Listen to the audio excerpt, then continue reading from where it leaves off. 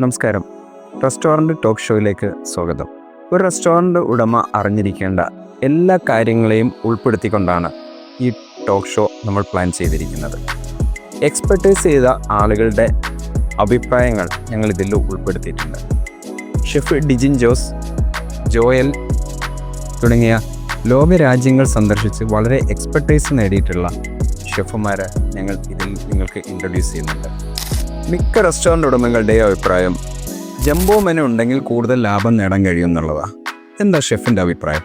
Jumbo menu വയ്ക്കുന്നത് കസ്റ്റമറെ attract ചെയ്യാൻ വേണ്ടിയിട്ടാണ്. കാരണം വെച്ചാൽ ഇപ്പോൾ നമ്മൾ വരുന്ന കസ്റ്റമർ എല്ലാ ഫുഡും നമ്മുടെ കയ്യിൽ ഉണ്ടെന്നുള്ള ഒരു ഇത് വയ്ക്കാൻ വേണ്ടിയിട്ട് ജംബോ മെനു വയ്ക്കും. പക്ഷേ ഇതിലെന്താ പ്രശ്നം വെച്ചാൽ അത്രയും ഇൻഗ്രീഡിയൻസ്, അത്രയും മാൻ പവർ നമ്മൾ വയ്ക്കണം.